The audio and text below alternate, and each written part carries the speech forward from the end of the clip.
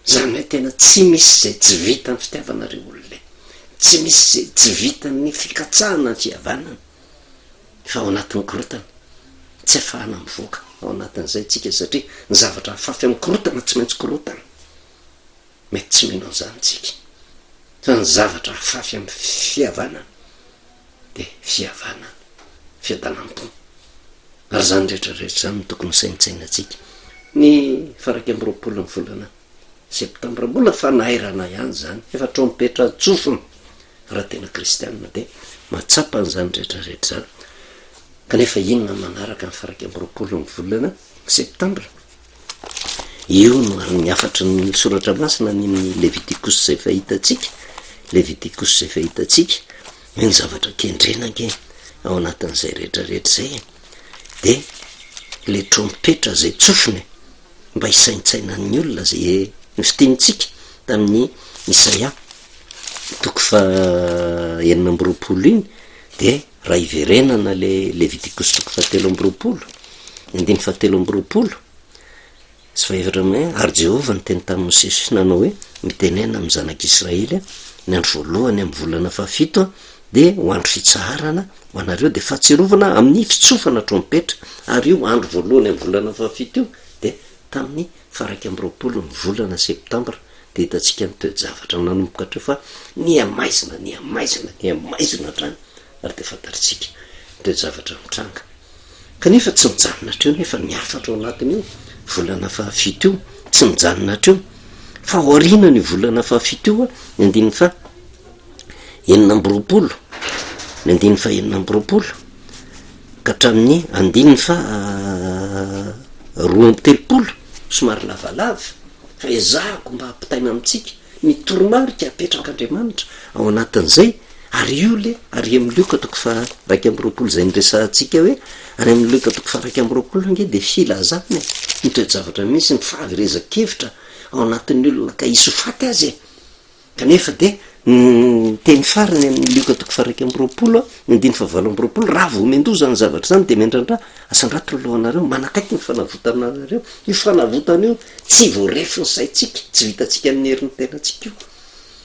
fa programan'Andriamanitra manokana de ohatran'izany keo tonga ny faraky amby roapolo ny volana septambra zay voalohany volana tisri volana fahafiton'Andriamanitra trompetra ny tsofina misy loza de hitatsika ny loza zay mitranga fa rehefa tonga indray aorinan'izay ny andiny fa enina amby roapolo ka hatramin'ny faharoa amby telopolo sika ary Jehova ny teny tamin'ny Mosesy ka nanao hoe amin'ny andro fahafolo am'izany volana fahafito zany de ny andro fanavotana ny andro fahafolo zany rehefa jerevantsika indray ny andro fahafolo amin'ny volana fahafito io raha ny 21 septambra no volana voalohany amin'ny volana fahafito ny fahatelopolo ny volana septambra io andro fanavotana io ao no programan'Andriamanitra de diavin'Andriamanitra apitaina ny fanavotana ho an'ny olona fa tsy terena le olona ho avotana na tsy fa misy afatrafatra napetrak'Andriamanitra izy fivoriana masina ho anareo ka ampahoriny tenanareo ianareo ka natitra fanatitra atao amin'ny hafa ho an' Jehova ny dikan'izay le fampahoriny tena zay ny fahadianina ny dikan'izay rehefa tonga io de ny tena kristianina marina ny fahadianina satria io andro fahafolo amby volana io zay nresantsika hoe nisy trompetra tsofina zany hoe sy loza mananotanina de io loza io tanjona ankendren'Andriamanitra de tena te anakatra ny fahatezerana io Andriamanitra io hitatsika ny Isaia toko fa enina amby roapolo kanefa no ny fanondrampony de nanomana fanavotana izy de misy fepetra napetraka tamin'ny olona satria tsy miala ny fahatezeran'Andriamanitra io fa tanjona ankendren'Andriamanitra de handringana tanteraka mihitsy de rehefa tonga ny volana fahafolo zay le andro fanavotana de mibaiko omen'Andriamanitra aza manao raharaha koa rosy izy fivoriana masina ho anareo ampahoro ny tenanareo ianareo ka natitra fanatitra atao amin'ny afo am' Jehova ny dikan'izay hivavaka ao anatin'ny fifadikanina ary nivavaka zany de fitarainana amin'Andriamanitra fahatsiarovatena ny fahadosoana fiaikena ny zavatra tsy mety natao fa isy fanavotana zay hokendren'Andriamanitra de ozy hoe aza manao raharaha kory am'izany andro zany fa andro fanavotana zany anaovana fanavotana anareo anatrehan'i Jehova Andriamanitra reo ozy fa ny olona rehetra zay tsy mety miory am'izany andro zany de ho fongorana tso amin'ny firenena le olona zany mini manda de fongorana zany hoe tsy azo valimbavaka avy amin'andriamanitra fa raha jerevana mbola hitantsika moa ny zava-miafina fa misy fony zava-dalina goavana be ty andro fanavotany ty anisan'ny andro firavoravona zay nasain'i Jehovah ho tandremana satria raha tena kristianina marina de tsy maintsy mahafantatra nyreto andro firavoravona anankitelo rehetra ny andro firavoravona voalohany de ny pasika ny andro firavoravona faharoa de ny pentekosta ary ny andro firavoravona fahatelo de ny fampivavahana tanterahana ao anatin'ny volana fahafito miditra ao anatin'izany zay itsika kanefa fahatelopolo ny volana oktobra ozy sika no misy ny zay le andro fanavotany zay de io no afatra apetraky Jehovah mampahorony tenany ary mitondra fanatitra atao amin'ny afo ny dikan'izay manatanteraka fampivavahana fitarainana ary ny olona rehetra ozy zay manao raharaha akory am'izany andro zany de fongorana tsy amin'ny firenena zany hoe dikan'izay le hoe tsy manao raharaha zay raha mijeritsika ny Isaia 2:4 mihiboka kely vetivety mijalona kely mandiny teny mieritreritra ny amin'ny zavatra tokony atao hoe loza ve de avitsika sa fiadanana aza manao raharaha akory lalàna mandrakizay mitaranaka reo hatramin'ny faramandimby zany eny am'izay ale rehetra honenina anareo ho tena andro fitsarana ho anareo zany ampahorony tena anareo ianareo amin'ny andro fahasivy amin'ny volana rehefa rivaka hatramin'ny rivaka hatramin'ny ampitso ariva no hitandremanareo ny andro fitsaranareo misy zavatra tian'Andriamanitra ampitaina tsy ho an'ny kristianina fotsiny fa ho an'izao tontolo zao ho an'ity firenena malagasy ty misy fanavotana tiany Jehovah omanina fa naiky ve ny olona eo anatrehan'izany rehetrarehetra zany ary ty tsisy akanavaka ty ny afatra zay omena tsy ho an'ny kristianina fotsiny ny afatra zay omena tsy ho amin'ny fitondrana fotsiny ny afatra zay omena tsy ho amin'ny mpanohitra fitondrana fotsiny ny afatra zay omena ho an'ny olon-drehetra ary toriana ampitiavany zany tian'Andriamanitra ny anavitra atsika re olona tian'Andriamanitra ny tsisy ny loza amitsika re olona fa inona ny antso atao verena am' Jehovah de mantoko sy mihina fa fanan'Andriamanitra de anokatra ny saina mampanahintsika manoloana